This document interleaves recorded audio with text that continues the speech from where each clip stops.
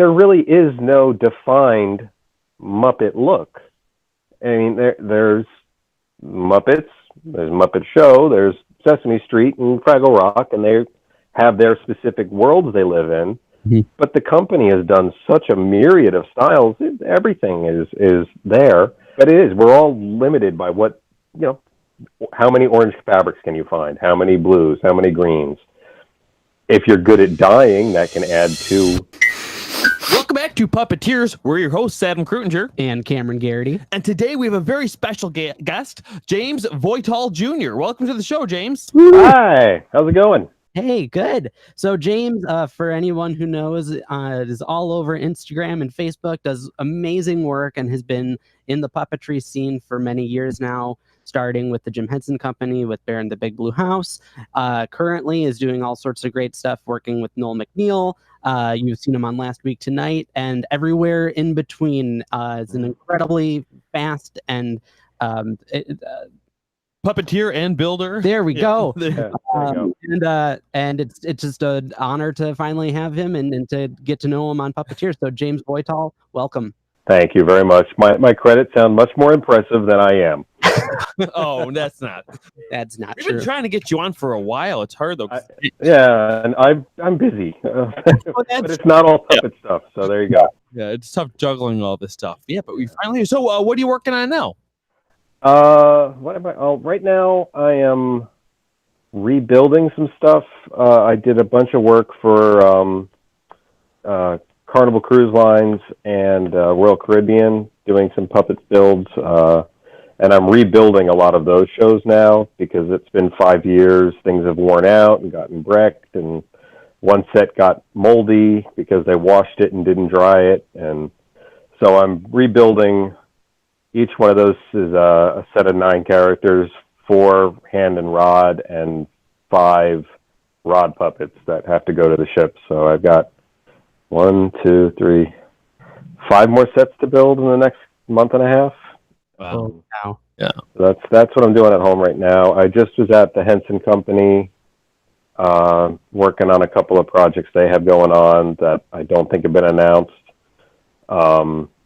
Something for a different cruise line, but I guess when that comes up, we'll know. But I think Krupa was there working on some of that too. Oh, okay. Yeah, he kind of mentioned that in passing, but also wasn't able to talk about it. Yeah, it's all very vague. Sure. What was the Royal Caribbean stuff? Was that the characters? I think Jake Bizzell may have done a photo shoot with you that they were all they looked like they were made out of white towels. Yeah, that was that's the stuff for Carnival. Okay. And that show was written by John Tartaglia and Michael Sean Lewis, and it was done through their previous production company, Gable Grove. And that show went on to 24 ships in the fleet, and I went out and installed on just about all of those. Cool. Which is great. I got to go, all around the United States. First time I went to California ever was to do one of those, and Mexico, went to Australia, all around the Caribbean, Miami numerous times. So that was fun. Oh, for sure. Awesome. That's great. Yeah, and then Royal Caribbean, which is Johnny and Michael had a previous relationship with them because that's where ImaginOcean started originally.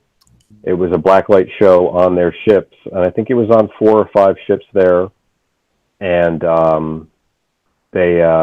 we then ended up doing 2 new shows through Michael's production company, and we possibly have a second and third project happening with them as well.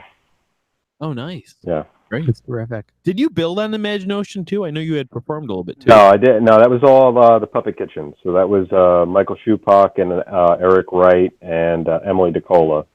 That was their group. I know the Puppet Kitchen is around in a new form now, but the previous incarnation when they had their shop down in Lower Manhattan. Mm-hmm. Yeah, that's awesome. That's great. Yeah, and that's something that, we'll continue to talk more as this whole interview goes on, but you really seem to be one of the really great working puppeteers who's just all over the place, constantly working. I try to be. Yeah, you hustle a lot, man. Yeah, I was absolutely. I had a good I don't know. I had a good 8-year kind of felt like I was on the beach somewhere, not getting any real work done. So, but it comes and goes. Sure. I'm not one of the as far as puppetry goes. You've had a couple of Muppet performers on. I don't perform with the Muppets. I've never even really officially auditioned for them. I've tried and not been in part of those workshops. I've not been accepted to those. But I have worked for the Henson Company as a builder. Most of that was in the earlier part of my career. I got hired at Henson in 1998 in August, and I worked until 2002 August, when they closed the first New York Muppet Workshop down, and that was the old building on 67th Street, which is where that shop was. And that used to be 2 blocks down from the mansion, which was like the company's New York headquarters. Right. Yeah. Now, so I'm trying to think. So that time you would have been working on like Muppets Tonight. Well, that predates me, actually. Yeah, that was 96, 97 maybe. I think they had just wrapped that, and they had done some Muppet Time shorts for Nickelodeon, maybe a little previous to that. That was all predated me. When I got there, they were just gearing up for Muppets from Space, but I didn't work on that at all. And also, I believe they were working on the Elmo and Grouchland movie. So that was all kind of in the process of being worked on in that first year and a half that I was there. My first job with Henson was rebuilding Lola, which is the little pink monster on Plaza Sesamo. Mm-hmm. And rebuilt her. And then I think I made some hands for a character named Chelly, which was on Cartoon Network. It was a puppet Wally Cruson had built, and I just remade hands for that. And then I was kept busy by making Muppet Martians, which was an exhibit thing. It was these 3 kind of sherbet-colored Martian puppets. They're just kind of a roundish body and an oblong head with antennas, and 1 arm rod on a 1/4-inch aluminum or steel rod that was fixed in place, so it could only go up and down like this. You couldn't really do much with it. Mm-hmm. And I think I ended up building, I don't know, 10 sets of those. So that's like 30 of them. They would come back from exhibits all beat up. We'd have to strip them, recover them, rebuild them. Was it the kids were able to come in and kids? Yeah, because kids could come in and their hands went up through a PVC joint, and that would limit where they could reach, so they couldn't reach down and grab anything on the, which they still managed to do. They would come back missing eyes. They would come back missing antennas, arms ripped off. It was, kids are pretty destructive when you give them the opportunity. Oh yeah, there used to be at Sesame Place they had this exploring and discovering how puppetry is done and made. They had a whole green screen, but they had what looked like Hooper's lunch counter, and you could go in and perform. It was like a sandwich, a thing of lettuce, and something else. And by the time I was going there as a kid, so 94, 95, you'd put your hand through it and your hand would just come out the mouth of any things because they were just wrecked. Yeah. I don't think that exhibit's there anymore. Definitely not. It didn't last. Yeah. Wow. So that was in my first year, and they kept me busy doing little things like that. And then I guess Bear was going back into production, and they started having me rebuild Bear's head. So I was doing that under supervision of Tim Miller, who was the head of the Muppet puppet building side of the workshop. So I started working on Bear, and that involves working with the mechanical designers who Larry Jameson built the mech for that head, and working with the casting and molding, how to make noses, and learned how to paint the noses, because it was kind of like, here, you do this. We're not doing any of this. So we built second season Bear head there, and then started building the PR bears and theme park bears over the next couple of years. Yeah, because when they work on projects like that, nobody's really in charge. And I know this isn't a great example with Bear because he's such a big character and there's so much involved with him. But for the most part, nobody builds like a full puppet at those shops, right? It's like, Well, yeah, I mean, well, especially with walk around. With walk arounds, you're involved with the costume side of things because you have the full body costume. So that was Connie Peterson's kind of department, and that most of those bodies. And, I mean, it was the original one. I wasn't there to build, but it was. I think Tom Newby came up with a style of neck support that helps keep the shape as well as support the arm. Because when you're working up over your head like that, like Big Bird, there's a lot. And actually, Big Bird has something like that in him now too, that helps support the shape and the performer's arm. oh right, To keep all the weight up above your head and helps maintain the shape a little cleaner. But so Tom Newby figured that out. Connie Peterson's people made the body, so that's a lot of hooped boning and netting and figuring out like all of like pockets for the bits of support. I mean, there's a lot going on inside those things that you have no idea about. How to make the thighs work. Bear has a big saddle in him that's made of a different kind of foam so that he could kind of do that crunch and squat down seated position he had. So there's lots of that kind of stuff happening. There was not just me working on it. There was Andrea Detweiler was there. She was working on saddles and what we called helixes for the neck. Huron making boned bodies and doing all of those things. And then you have to make the skin. And Bear isn't just one big piece of fabric shaped and painted. It's what we called amoebas. They were these weird little oblong, weird shapes, and they were all placed individually around the body and sewn in individually. And that's all done. They're cut out and then they're painted. It's a multi-tiered process. Yeah. Jason Weber, who at the time was doing a lot of the textile work, he would dye all the fabrics. But if you look at Bear, he's not one color. He is a base tone, and then he is painted with 3 different browns on top of that. And especially on the head, you'd get a yardage of the head, and it was this long shag yellow fur. You'd put it all together, and you'd trim it and get it all shaped to look like Bear's texture, and short on the front, going to a little longer. Then you take it apart and you'd give it back to Jason in textiles, and he would paint that, and then you'd get it back again and you'd put it all back together. So it was multi steps, lots of multi steps. holy god, right. Yeah. Wow. So yeah, and that was Bear. Right. And that, is when you see like merchandise of toys and stuff, especially something like Bear, you would pick something up and like, oh, the color doesn't look right. Yeah. It never will. Why? Right. Yeah. I mean, if you look at a lot of the product out for any of these characters too, they've definitely plush toys are not their lead in where things are sold because nothing looks right. How any of that product gets approved by anyone, I'm amazed. On the Muppet side these days, I mean, when I was a kid, the Muppet toys looked pretty decent. They look deformed now. Bad materials. Yeah, totally. But yeah, so I mean, with Bear too, it's also. I mean, I should say I didn't build the original. Mm-hmm. The original was designed by Paul Andreyko, and it was built, I believe, by Tim Miller and Kip Rathke. Okay. I wasn't there when they were doing that because Bear came out in 96, 97? Something like that.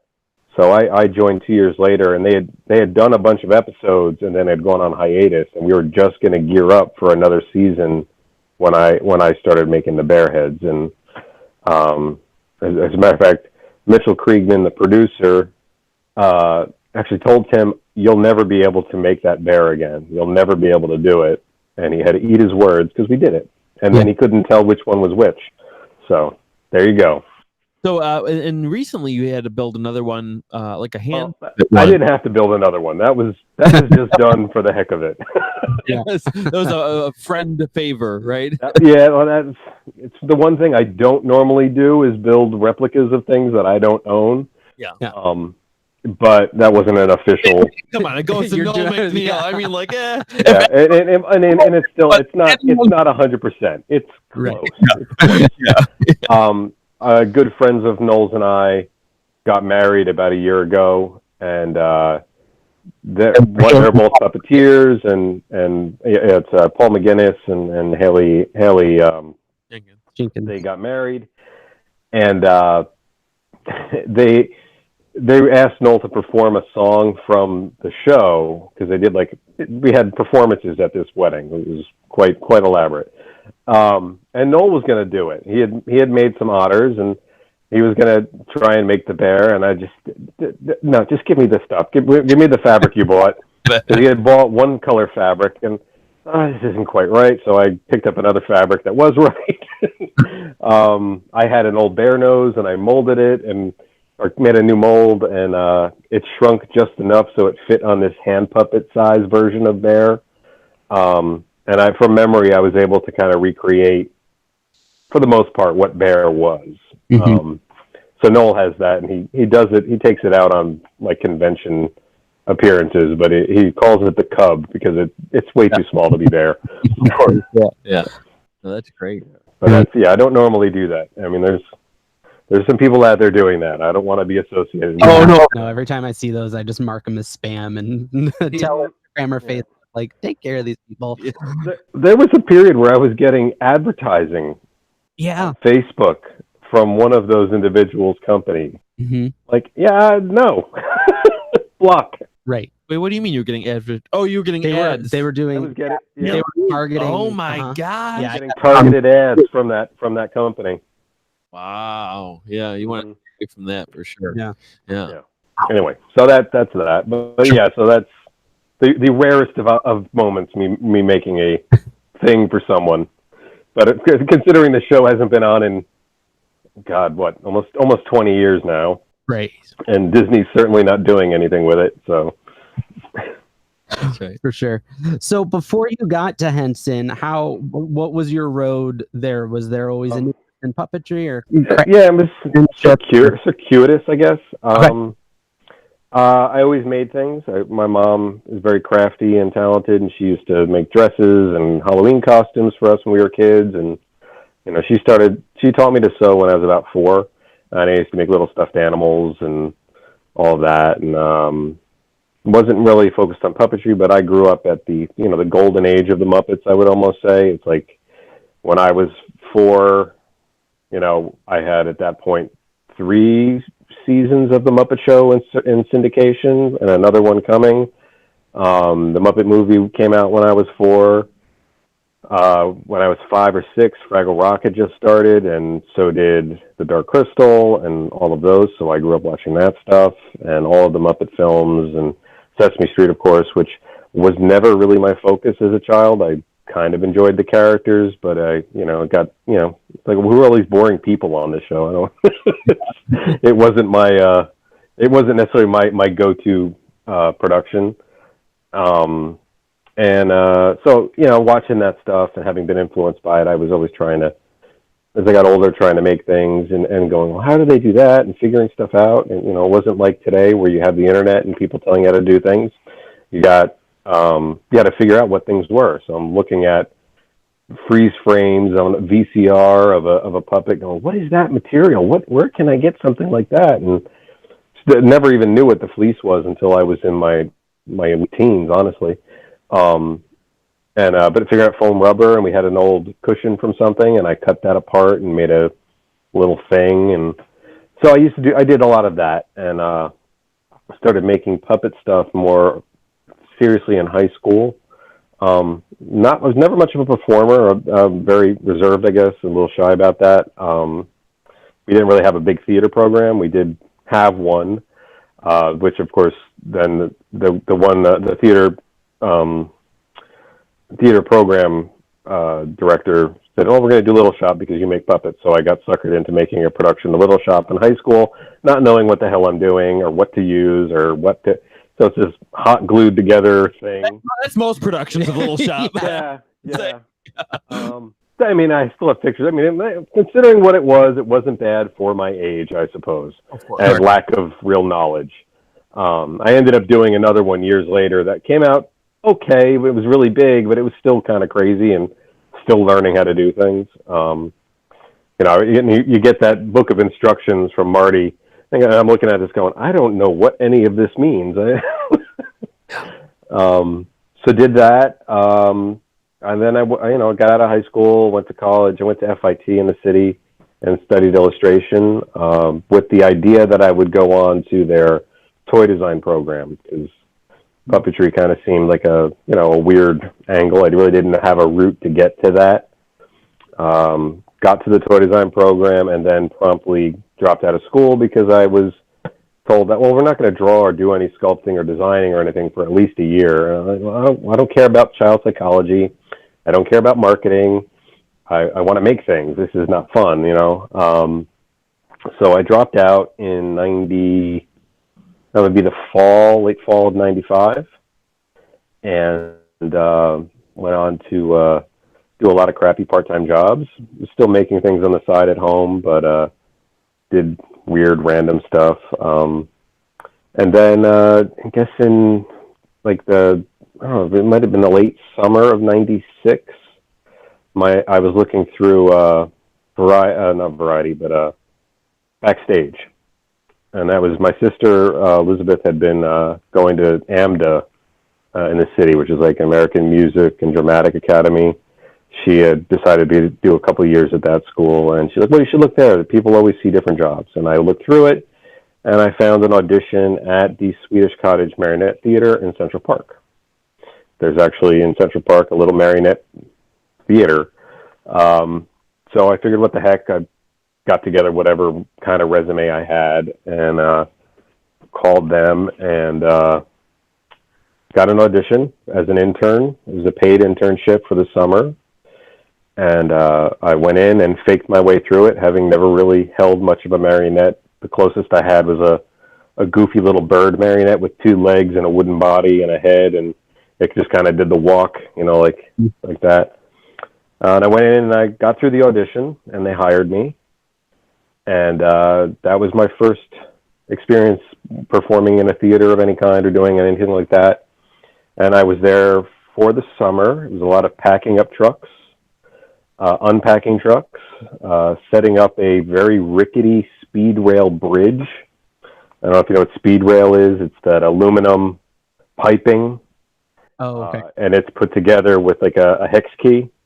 And the City Corps of Engineers had built the bridge for the theater to travel. And we would set this up in parks and schools, for summer programs. And we did that for about a month until the speed rail at the top nearly fell apart in the middle of the show. When I was up there holding 2 marionettes in one hand, leaning over the bridge, the back rail is separating and I'm holding it together with my leg. And we got through the scene and we got through the show, and I came down and said, I'm never setting that up again, and I'm never doing a show on that again. And we did everything cabaret style for the rest of the summer. So I did that for the summer, and while I was there, I was working with and got to know Nicholas Coppola. And Nick owns and runs the Puppet Works Theater in Park Slope, which is another marionette and puppet theater. And the summer was coming to an end, and the Parks people had offered me a full-time job if I wanted it for the year. But I really wasn't happy working there. I wasn't enjoying it. It was okay, but I just kind of felt like I'm just lugging stuff around, and I don't want to travel through the city every day, commuting to schools and driving around in traffic all the time. So I started working for Nick at Puppet Works, and I worked there pretty much full-time for about 2 years. And then I continued to work there for another year and a half part-time because I got hired at Henson 2 years on. And I guess I should go back a little bit. My connection with Henson starts a little in high school as well. Jim died in my freshman year in high school. And I went to a museum exhibit in the city. They were displaying Muppets and Fraggle Rock characters. And I introduced myself to a couple of people manning the exhibits. It was Fred Buckles, who did effects and like special effects and props and mechanical effects, and Ed Christie, who was the head of the Muppet Workshop at that time. Great. And I got to meet them, and that night I also met Jane Henson and Cheryl and Heather and John. They were all there. John actually came out. He used to do Sweetums for promotional things, and on the side he was kind of an extra Sweetums performer.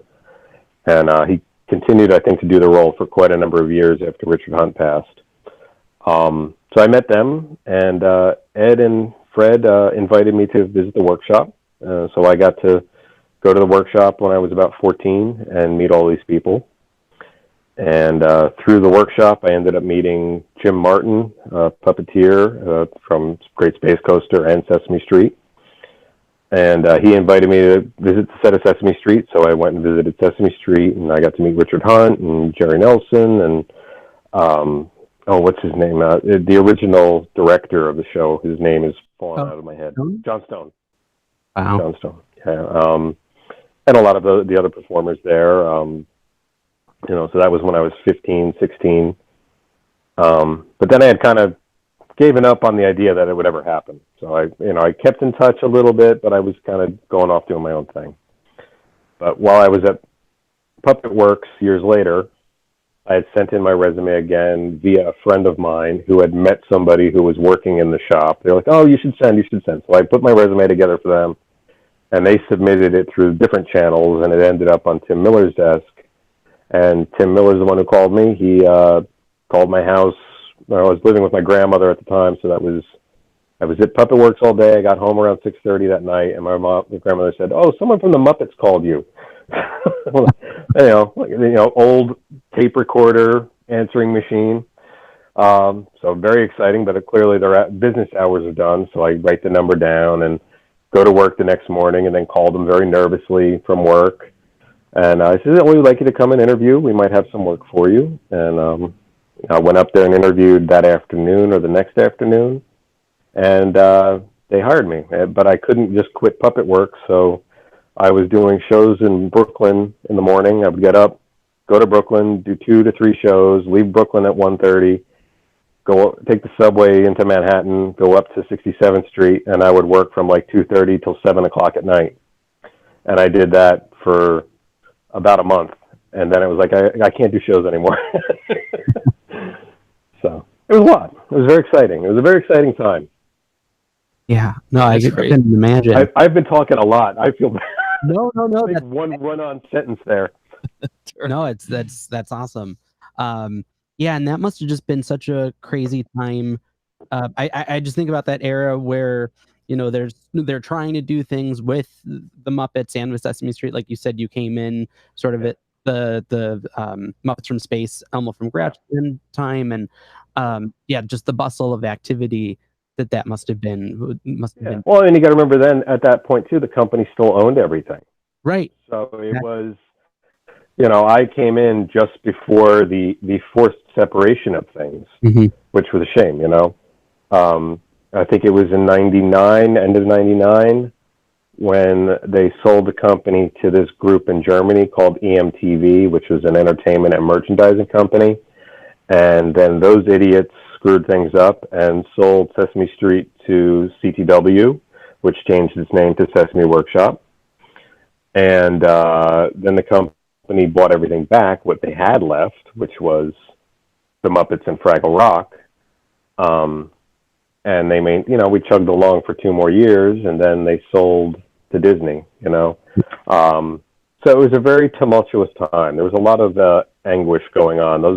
The last 2 years, you could kind of see the writing on the wall that things were not going in the best of directions, and that we're, who knows what's going to happen a year down the line. Yeah. But there were other things popping up, and a lot of people left to do other projects. That's around the same time Shadow Productions was doing the the Winnie the Pooh show. Oh, right. Yeah, so a lot of people at the shop left to do that. Some as performers, some as builders. You also had Crank Yankers was then in swing, so people were doing stuff with that. But that was all towards the end of my time at Muppets. But while I was there, I got to do some fun stuff. You know, we did Bear, and then from Bear, I think the next big project to pop up was Mopatop Shop, which is a UK show, which I think might be on Hulu now, but I'm not sure. It never ran in the U.S. on a proper network because of the time needs. They had smaller blocks of programming in the UK, and we didn't really have that in the States at the time, and no one was thinking outside the box of doing a 15 or 20-minute window. Right. So it didn't fit into a standard show block. But that was this weird green dragon thing with big ears, and a weird little character named Puppy Duck, and those guys were designed by Ed Ice, who had kind of moved into the head designer role that Michael Fritz had vacated, because Michael had left the company at that time and gone off to do other things. Let's see, we did that, and that was great because it involved refurbishing stuff from the Muppet Show. So they were bringing in all these monsters and flowers and animals, and every random puppet that they had was coming in to be worked on. So that was pretty cool. Oh, yeah, just to be around that history for sure. Yeah, exactly. You know, and it's history. It was part history and part archaeological dig and part science experiment, because you'd open up the boxes and you'd hold the puppet and their guts would fall out, and then you'd go into the files looking for a pattern and nothing existed, because you have to remember a lot of that stuff was built on the fly. It was like, we need this tomorrow, so people would, the running joke, it's that you'd open a pattern envelope and there'd be pieces of paper and it would have the character name and whatever it's like, and the things would be totally wrong. Do not use, do not throw away. Use this one. Lots of that. I mean, you try to figure out what to do here. And that was, it was great. So I got to learn a lot of different things working on those characters. What else? I mean, we did a few shoots here and there. They was also doing the Odyssey channel at the time. So they had done these bumpers, Muppets. We put the odd in Odyssey. Okay. And so we did a bunch of bumpers that ended up on the backs of DVDs. So, like there's, all of these those Muppetism bumpers, I think they call them now. Yeah. Okay. Yeah, so it's like, Right. Floyd and Janice on a white background, or Statler and Waldorf on a white. And those were all directed by Kirk Thatcher. So I wrangled on that for a week, and that was pretty cool, because basically everybody was in to do that stuff. All the original performers and everybody, and some of the newer people like Bill Beretta and Peter Lentz, and they were in working with us as well. And that was great. Got to be a little part of a weird Muppet shoot like that. And what else did we do while we were there? I'm trying to think. Did that. We did Mopatop. More bear stuff. Then I ended up building like 19 bear heads, because between 19 of them? 19 of them, because we ended up doing 2 more for the show, or 1 more for the show. So it was 3 official bears for the show at one point, just the heads. They had 2 bodies, heads, I think. And then we ended up doing multiple PR bears. Bear also had a live stage tour that traveled the malls. And then they had shows at Disney World and Disneyland, as well as a PR bear in the UK, because he was very popular in the UK. And instead of shipping a bear over every time we needed one was sent to the UK. So, yeah, in the end, it was about 19 different bear heads. Holy cow. Wow. Yeah. So there was a lot of bears. And we also, I think, in mid-2000, I think Henson got the rights to do all the international Sesame Streets. So those had originally been done by Kermit Love Shop. Henson didn't do them, except for Plaza Sesamo. That was the only one that Henson did. So all of those characters came in and were redesigned to bring them into line with all of the Sesame looks. So Ed Christie spent a lot of time changing shapes, softening shapes, refining character designs. A lot of them had been built with different looks in mind and different things to avoid them being considered Muppets. And now they were being brought into the line to look like Muppets. So I worked on a character named Samson, who was from Sesame Street, and he was a big brown bear. He was a very boxy-looking character originally, a very boxy snout, boxy top of his head, and his pupils were inset into the hemisphere. And we redesigned everything, rounder head, rounder shapes and hairlines coming around. He was given the treatment like Snuffy with lots of feathers into his hair, so he was a very fluffy looking character. He worked very strange. He had a very short mouth, and he basically had a pull down like this. And his head is so big, it's living on a swivel joint at the top. So it just kind of moves side to side and up and down. But, so that was a challenge. It was a lot of work to do. And we ended up we had to make two heads. There were two of them, Samson and his cousin Simpson. So they're both on the same show. They look good. They look identical. You wouldn't, they just dress them differently on set. Right. And we did that, and then they did some of the new co-productions while I was there. So I worked on A La Sim Sim for Egypt and built the head for Nim Nim, who is their Big Bird analog. He's a big green creature. He's not an animal of specifics.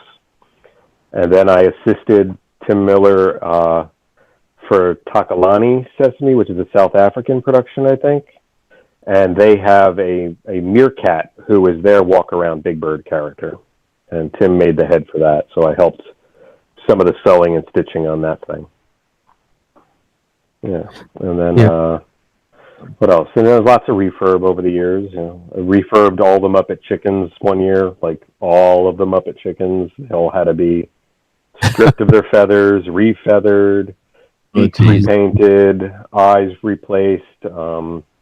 I think I built a new Camilla for photo shoots and a new Camilla for the last Muppet production we did before they laid us off, which was that Merry Muppet Christmas film. Kirk directed that one, I think. All right, cool. Yeah, well, we're going to go down the list a little bit too of some of the things that we have here as the list of. Okay. Done. We do it. See if I remember anything. That's right. So we see you were involved in Avenue Q as well in the workshop, was it? After they laid us off. Wait, who's they? That comes along later, actually, because they laid us off in 2002. From where? From Henson. From Henson. From Henson, yeah. They laid us off in 2002. And I had done some work for Rick Lyon, who is a designer of all the puppets for Avenue Q. But I had done some side projects of his over the years while I was at Henson. Very small things, like he had a couple of home video shoots that he had worked on, and I built puppets with him there, mostly doing bodies and arms and legs, that kind of thing.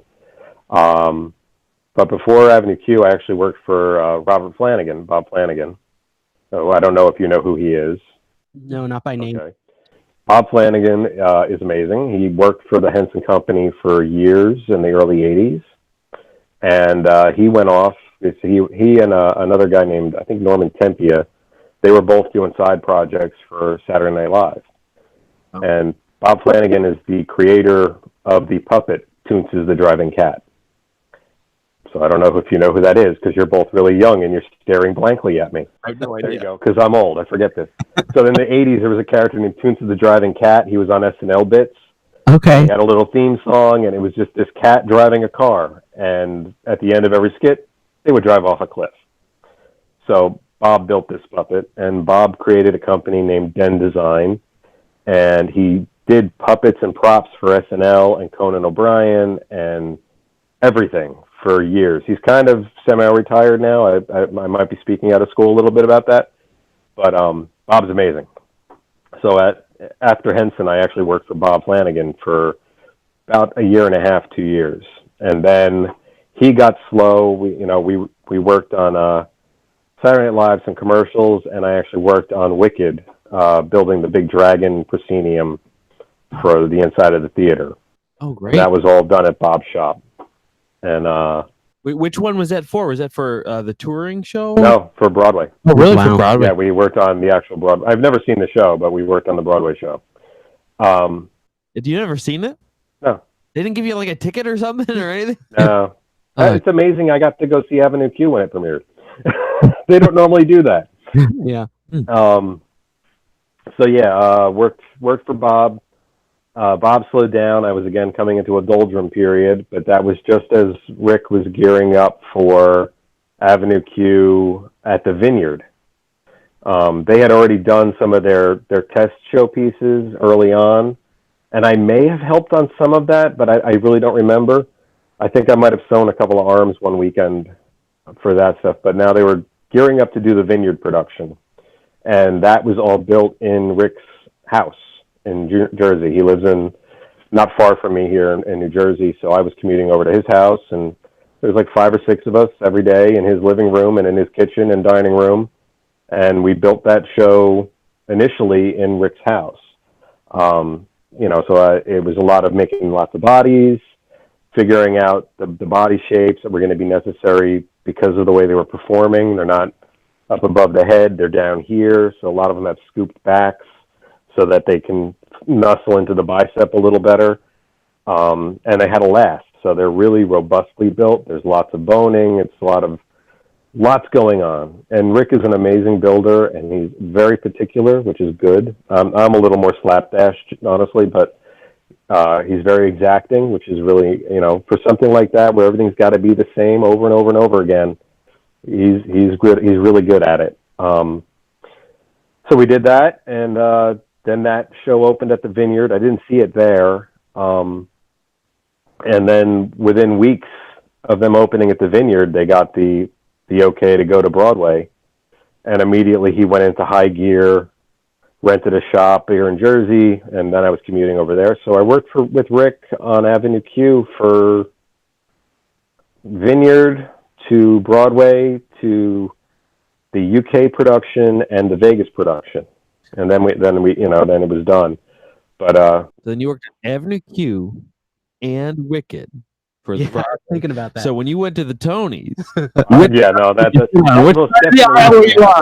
that most definitely doesn't happen for the puppet builders. The amazing thing about Avenue Q, honestly, is that Rick really fought to get us all in the program. So if you have a program from Avenue Q, the puppet builders are actually listed. That doesn't normally happen. That's incredible. wow. So yeah, so that was really cool. Like in movies, I feel like they name everyone in the movie and their cousins for no reason. Because Unless it's a made-for-TV movie, in which case that doesn't happen because I got omitted from the credit list there. But every PA and every personal assistant, oh, good, that's great, Right. So that was that, and then Avenue Q was done. I guess that was probably 2004-ish, I guess, for me. About that point, and then I kind of hit a real dead zone in the work department, and there was nothing happening.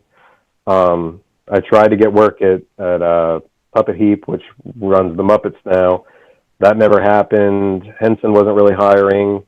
Rick was done. He had what he needed for what he was doing. He wasn't doing a lot more building because I think he was still performing for a while there yet. And yeah, there was just nothing going on. So I was catering and considering alternate lines of employment for a number of years. And what were those things you were considering? I have no idea. Just anything with a paycheck, really. I was really broke for quite a while. It was not great. I just couldn't get anything anywhere for a long time. What do you think you would be doing now if you weren't doing puppetry? Oh God, I'd probably be some surly guy in a store. I'm sure. I don't know. I honestly have no idea. I really was lost for a while because it's like I had hit this pinnacle of my career. I felt very young. I mean, I was hired at Henson at 23, and then I was suddenly thrust into the world of freelance, which I wasn't prepared for mentally. I didn't know what that was. That was not in my vocabulary. They never really talked to you about that in school. You're a freelancer. I don't think they encourage it. I didn't know what that was. So I was lucky for so many years to be steadily employed. I mean, it's not like I was making millions of dollars. It's an hourly rate, but I was able to maintain some kind of existence doing it. And then things just fell out, and there was, I was watching other people doing great projects, and I was getting nothing. And I was like, what's going on? What am I doing wrong? And then things started slowly kind of picking up back here and there. Puppet Kitchen would hire me in on occasion to do things for them, and little jobs would pop up here and there, and I would still go back and perform for Puppet Works. They did holiday shows at Macy's for years. We did a lot of that. So I would go and do those shows or fill in at the theater, and just did my best to just kind of keep doing what I do, honestly. And then I guess in 2007, maybe somewhere around there. 2007, I think, is when ImaginOcean happened. Is that about right? Well, I'm looking at the list too. We have Crank Anchors on there as well. I think Crank Anchors was with Bob Flanagan. Flanagan's company did Crank Anchors. They built first and second season were shot in New York, and he built the puppets. And then they moved production to L.A. and hired whoever's in L.A. doing it. So that was that. As all these things are happening, and this is also going back to like the Henson stuff, you mentioned that you're very much a fast builder versus what Rick, but like when did you decide, not decide, but when did you realize that was the kind of worker you were? Like, was that able to be your reputation at Henson or Flanagan or any of these places? Or I guess I worked fast at Henson. I guess it wasn't really conscious. A lot of it is necessity. Especially working with Bob Flanagan when we were doing SNL stuff, and the same is true for the Monkey Boys guys who do a lot of that work now. You'll get those assignments on Wednesday, and they have to be ready Saturday morning, if not Friday afternoon. So it's more of a matter of necessity. This has to get done as quickly as possible. And then when I'm at Henson, I tend to work a little slower now because it's a little more scrutinized. There's a lot more happening. But with my own things, things that should take a week, I'm taking jobs a lot of times that are like, this is two 40-hour characters. Well, I have 3 days. So there's a lot of that, and so I have to work as cleanly and fastly as possible to make that happen, but it rarely leaves room for refinement, which can be frustrating. I just built a bunch of characters for an ad campaign, and I explained what was needed and necessary, but didn't get it. So it's, you got to kind of cut your artistic desires on some of those things. As long as the client's happy in the end, I guess it's all that matters. But, that is a little frustrating because I look at things going like, that looks really amateurish. That nose isn't right, or the eyes aren't quite right, but it's like, I did everything I could in the time I was given. Time's up. Right. Yeah. If the client doesn't respect it enough to know how much time that you need. Exactly. Or the project needs, that's unfortunately partly on them. Yeah. I just didn't go to those gigs. It's like, sorry. Yeah. I mean, you got to take the work when you need the work. So, Yeah. Like I said, I just finished working at Henson, so I'm done right now. Yeah. Which is great, because I have a little free time, but I have other things to work on. But it's also, as a freelancer who does outside projects, you really can't collect unemployment.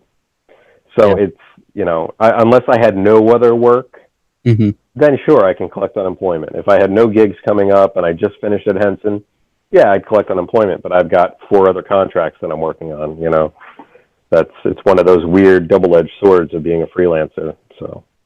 Especially when it comes to doing taxes, that's the most fun, right? Oh God, yeah. Well, they're evil.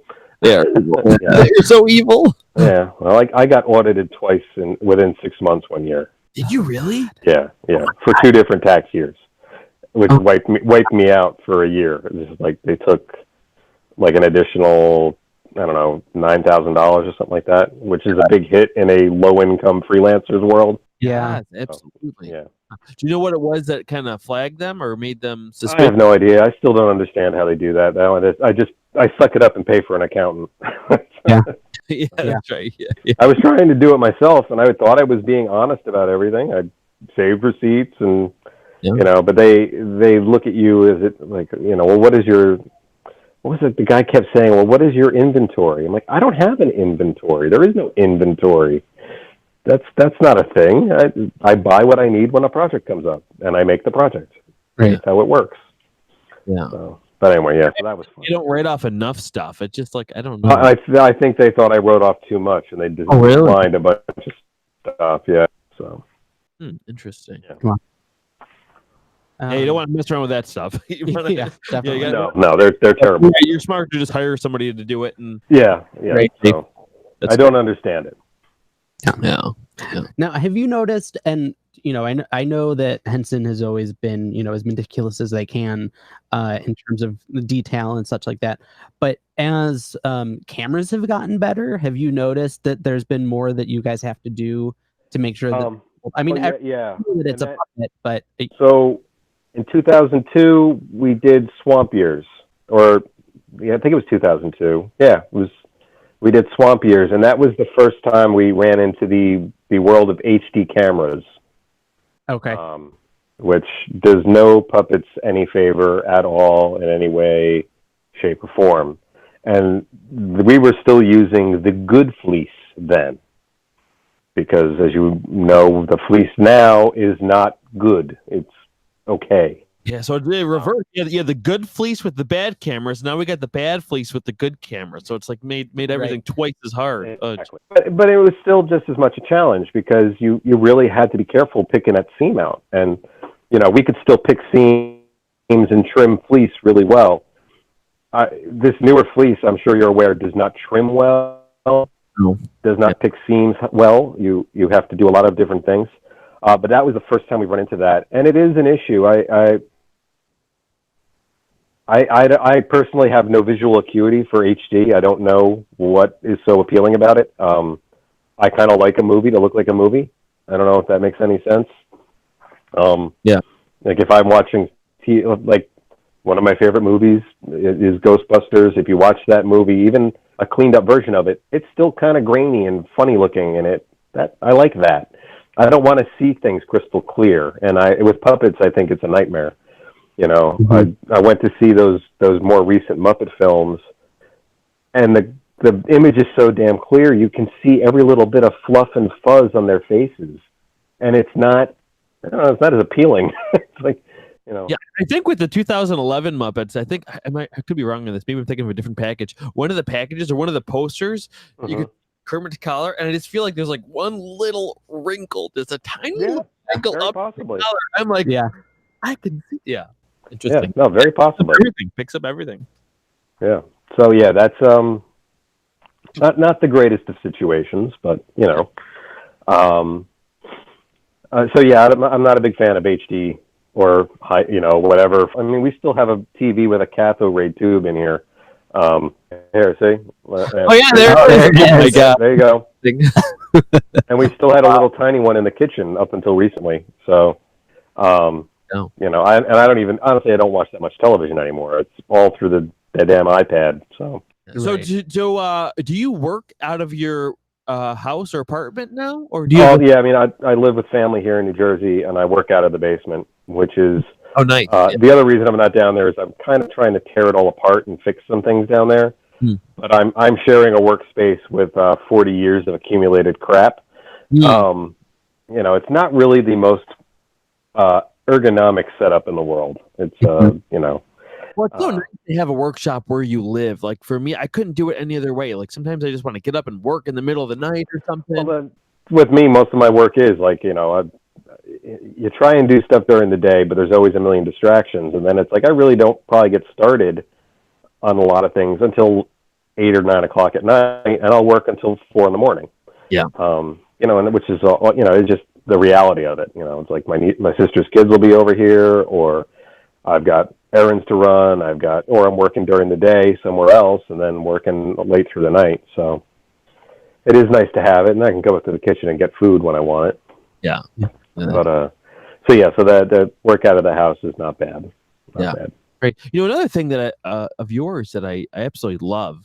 I remember the Smurfs that you made for the Smurfs movie. That was a weird random job. Yeah, your little marionettes. The little were they made out of wood? No, they were. I cast them in like Alumilite or whatever casting, the 2-part smooth-on stuff.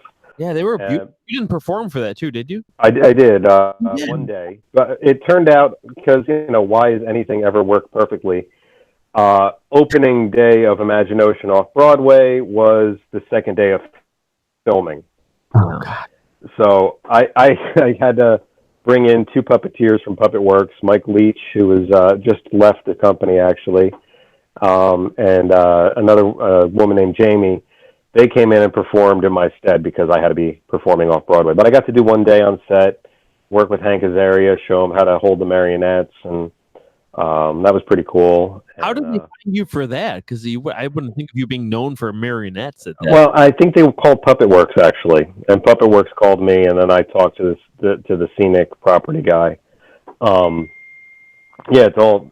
I'm not as I don't have a website.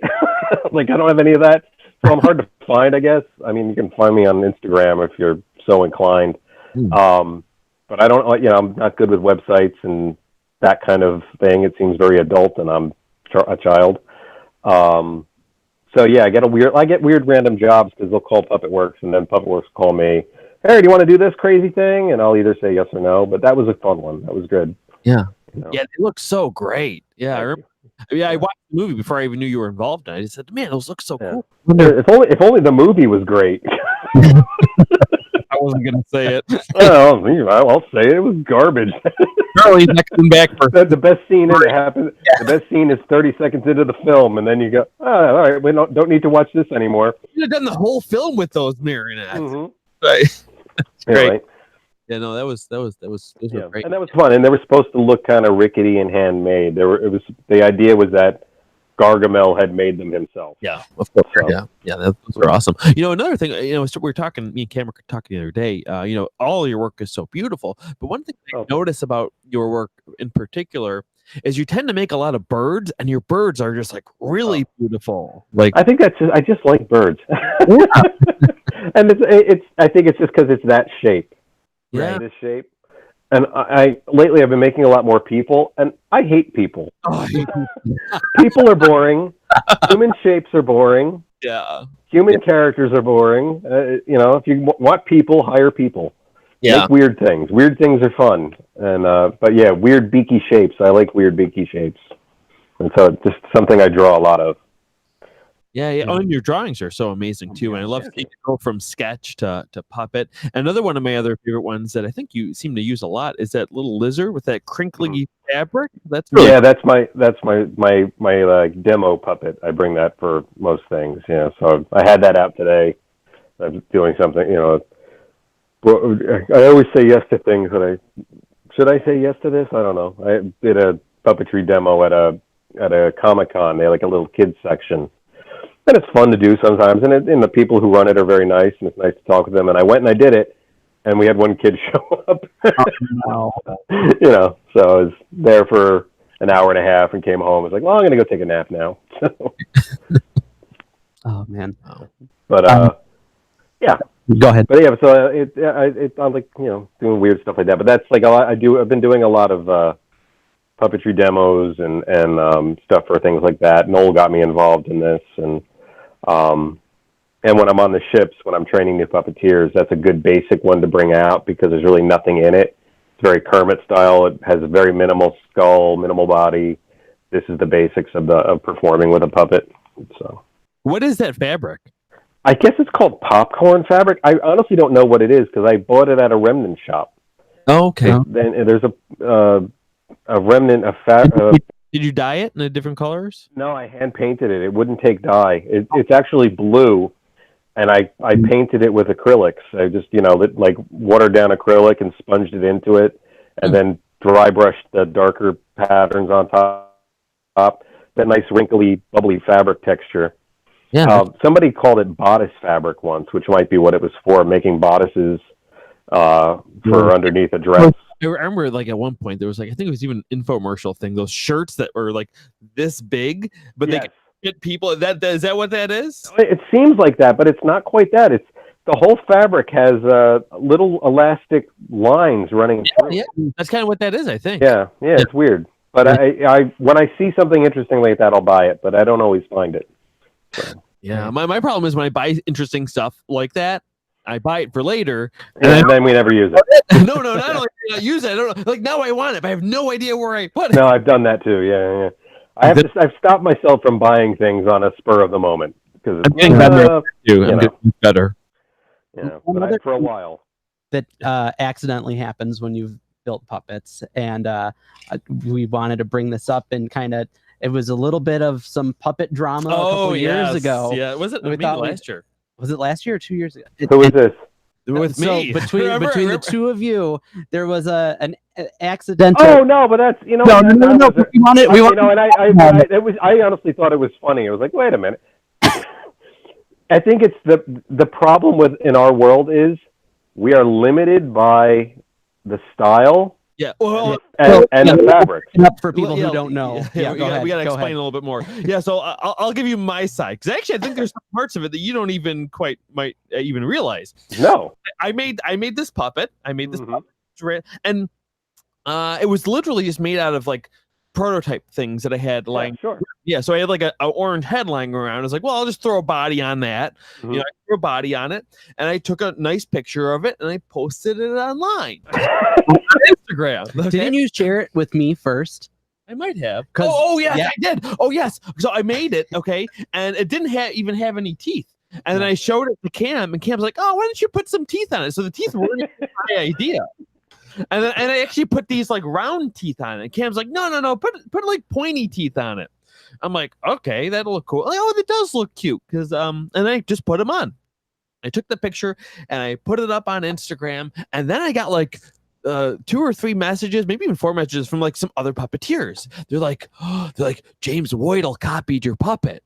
I'm like, what? James Wojtal copied my puppet? And then I look at your Instagram. You posted a puppet that looked almost identical. I was almost like, identical. That's interesting. Yeah. I'm like, that's interesting. I'm like, and I had posted like a couple days before or something. I'm like, that's interesting. And then I'm like, he wouldn't. I'm like, I don't know you that well, but it's like he would not do that. Yeah. And then I'm looking at it, and then I scroll back through and turn out you had made that puppet design like a year earlier. Oh no, like 5 years earlier. That long? I think so. I could be wrong. Maybe a couple years earlier. I thought it was only like a year or something different. And what's funny is I didn't design it.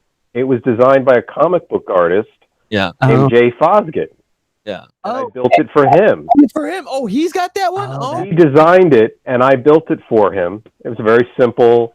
But it was funny because your puppet went up, and it was beautifully built. It was just like, I made something like that recently. Yeah, but you know what? Again, the thing that happened is because you posted it. So you made it a year ago, and you had posted pictures then, but then you had just reposted it. And I was like, I think I was being snarky and went, I knew you were.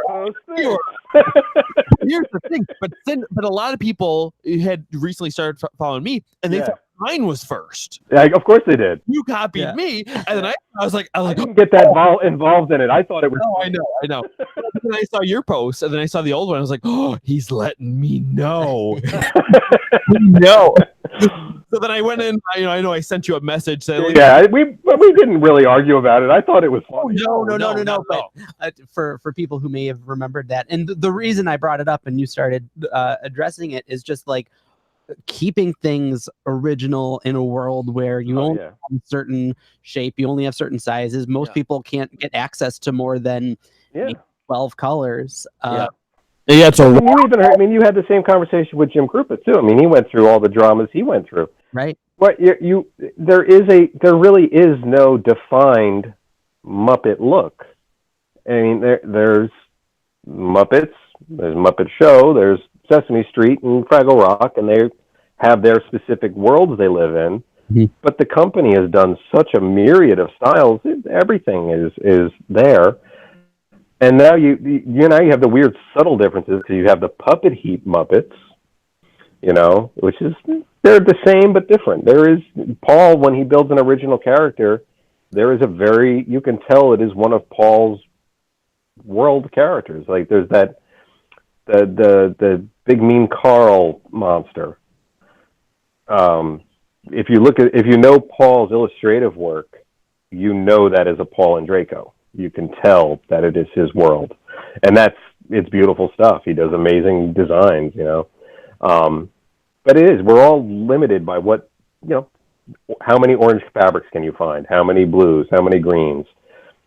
If you're good at dyeing, that can add to your repertoire, which I'm not great at it.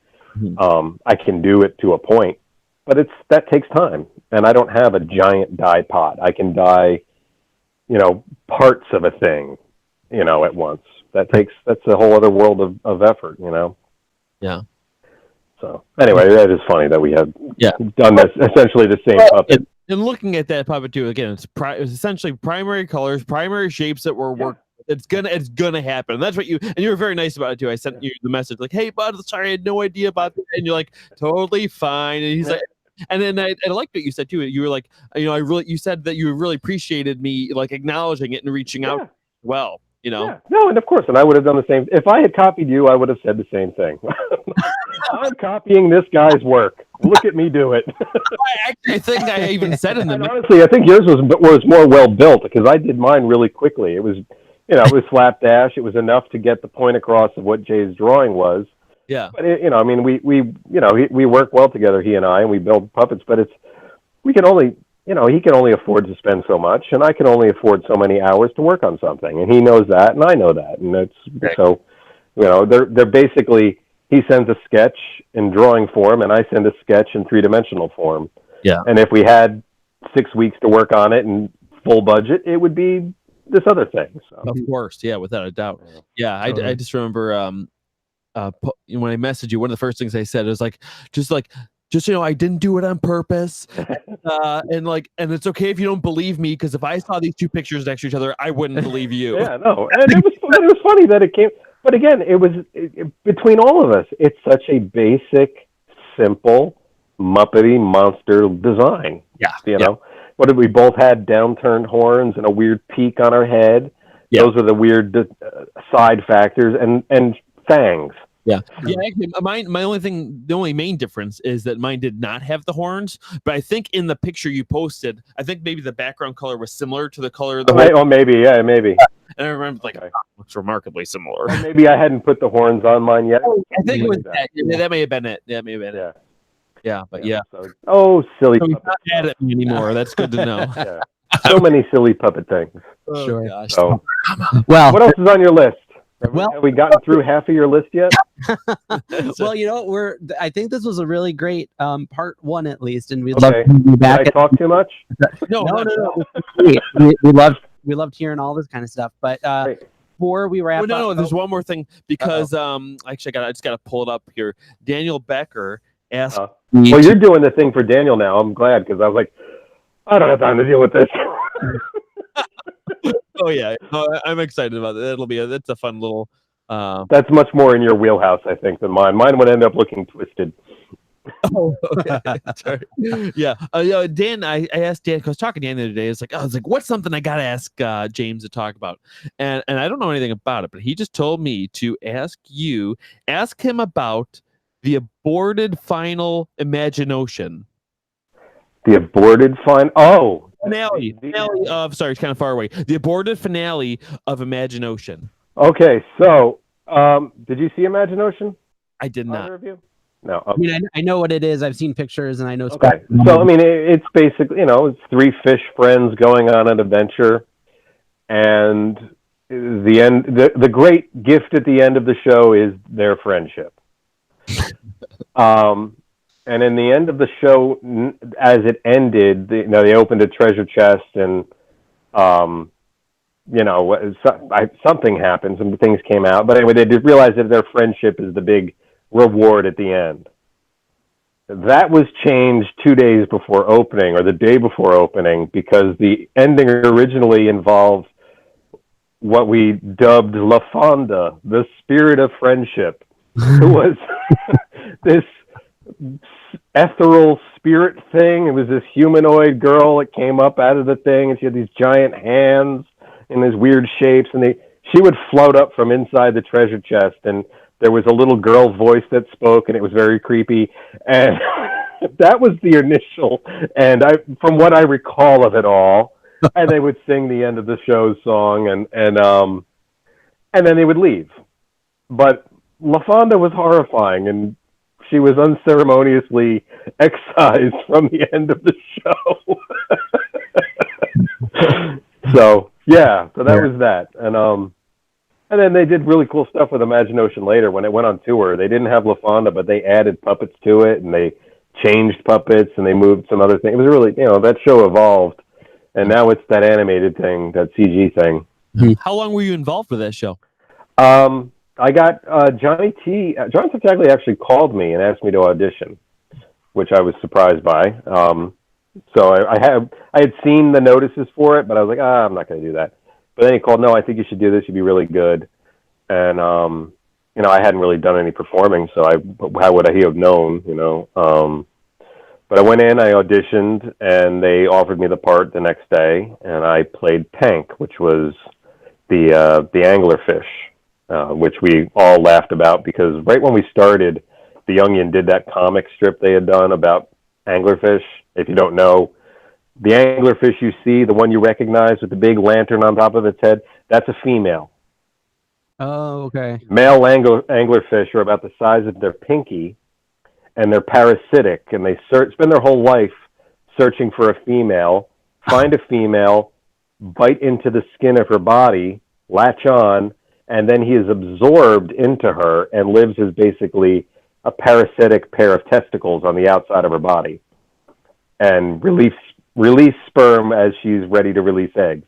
And she can have up to 6 or 7 males attached to her. So Tank, this boy anglerfish, should have been a girl, but I played Tank.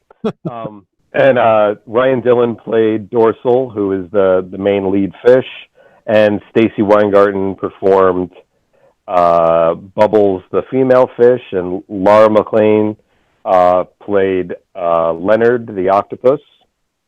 And so it's these 3 fish that go on an adventure. So I worked on that. We did the whole run on off-Broadway. Didn't do the tour, just because it just wasn't a reasonable amount of money a week to do the tour. But they went off and, Nate Beagle worked on it. Do you know Nate? Oh, yeah. Mm-hmm. Okay, so Nate Beagle performed on that. That's where I met Nate, and then Daniel joined us towards the end of the last year, and he performed, and he did the tour. It was a good time. Brian Carson, another puppeteer on that. Ryan Makeley, Carol Sims. Do you know Carol? She works at the Center for the Puppetry Center in Atlanta. Carol D'Agostino? Well, yeah, I've known her. I initially knew her as Carol Sims, but yeah, Carol D'Agostino, yes. It was a good cast. We had a good time on that. Great. Yeah. So yeah, that was the big ending. I mean, Daniel or Nate would be a much better storyteller for LaFonda. I just remember hating the puppet. Like, what is this thing appearing? This ghost child out of the treasure chest? Just rising from the grave. You're friends. Oh, sounds like a good cut. Yeah, it was a wise decision. Very wise decision. I like the shirt. Oh, the shirt. Oh, yeah. Yeah, that's nice. I want to try to get him on the podcast. Adam? Yeah. I'll see what I can do about introducing you to one of the producers. That might help. Oh, that's great too. Thank you. You got to try and get somebody. You got to get Rick Lyon on. Have you tried getting Rick? We haven't. I talked to him actually. Met him last year. I think it was he came to Rochester to work on a local production, or at least train them, and he did like a public event, and I went there. We talked a little bit after, but he's on our radar. Yeah, you get Rick, and you really should talk to Bob Flanagan too, because he's great. He I don't know how much press he ever did, but he did amazing stuff in his day. Yeah, really, really cool. I mean, again, I don't know what he's up to now. I got to reach out to him. I think I'm going to buy an old sewing machine off of him. Oh, that's right. But yeah, he's a good guy, and there's lots of good people out there. Yeah, for sure. It's so hard too, because there's so many people that we want to talk to, and so many people we have on the list. Like we're actually booked up until January already. Oh, that's great. Good. Yeah, which is great. But again, my list keeps getting longer, so we're getting through them a lot slower than the sure. Right. Sure. So, yeah. Oh, excellent. That's good. Well, you should have Nate on sometime, too, because Nate's about to do something very cool. So, yeah. Very happy. Yeah. I want to have Nate on. I want to have Dan on, and then I want to do a Dan and Nate episode. Yeah, you got to do that. Reunite the old Getting Felt Up group. Oh, yeah. So, or as it'll be forever known on this podcast, the Dan and Nate podcast. The Dan and Nate podcast. The Dan and Nate podcast. Yes, Getting Felt Up is not a great Nate title in the wake of the Me Too movement. Yeah, I know. It's still funny. I'm sorry. Well, before we wrap up, the question that we ask all of our guests who come on, in the spirit of Jim Krupa, is if you have a particular favorite puppeteer moment, a moment that you look back and made you want to pull your hair out at the time, but now you look back. It would probably be my decision to be a puppeteer. No, one that actually created real tears.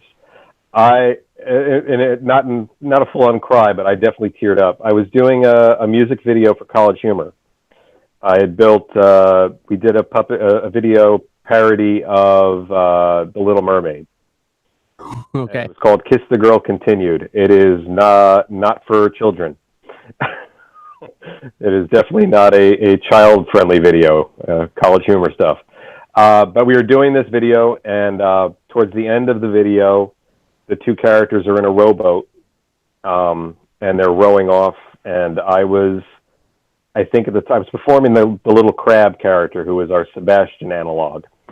And I'm in front, and Frankie Cordero was moving some fish in the background, and my friend Ray was there, who's not a puppeteer, but I brought him in. I need you to wiggle things over here. Just wiggle some stuff. So we're doing that. And as I'm singing the final notes of this song with the crab, they knocked the oar out of the boat and clocked me in the head mid-song. So I had to keep going because we were going.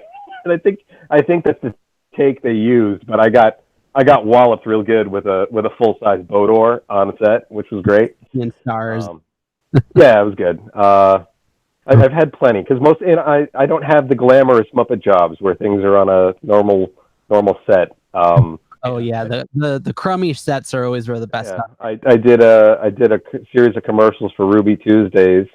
The thing that really makes me cry about that is it should have been SAG-AFTRA. They were national commercials, and I should have been paid a lot more than I got paid. And the director for that is actually the director of Spider-Man: Homecoming and Homeward, and the upcoming Spider-Man movie, whatever. Right. Anyway, so I did those, and I finished those puppets at 2:00 in the morning. I had to be on set at 4:30 in the morning in Long Island. It was January. We got lucky that it was warm, but it was an outdoor shoot, and my first setup of the day was in a horse paddock that had just been cleared of horses. So I was lying down in manure/urine-soaked earth, getting this first puppet shot of the day. That was fun. Living the dream job. Oh, living the dream, always. I want to be a puppeteer. Yeah, no, you don't. Get a real job. Oh gosh. So those are some puppeteers moments. Yeah, those are great. Definitely. That's amazing. So what's the best way for people to follow your work? Oh, follow my work. What do I call myself now? Hold on. I am The Puppet Dungeon. Puppet Dungeon on Instagram. There's also a Puppet a Day, but I have not posted anything on that in a long time, so don't go there. Or you go there, and maybe I'll use it again. But Puppet Dungeon on Instagram. Twitter is a horrible ecosystem. I'm trying not to use it much. Fair. But you can go to those things. There's also a Puppet a Day Facebook page that I will occasionally throw something to, but mostly Puppet Dungeon on Instagram. Perfect. You can try and friend me on Facebook. I might ignore you for several years. And one day he'll get that website up. Yeah. Maybe one day I'll figure out a website. It's just the work involved. I don't like it. I should do it. I have things I should put up. I mean, I'm sure I would get more alleged gigs out of it. But whatever. Well, James Wojtal, thank you so much for joining us on. Thank you very much, guys, for having me on. Hopefully, we'll do it again. We'll do a part 2 when we can get to the rest of your list of things. Definitely. Maybe I'll have new horror stories. Yeah. I'm sure. Yeah. All right. Thanks, bud. All right. Cool.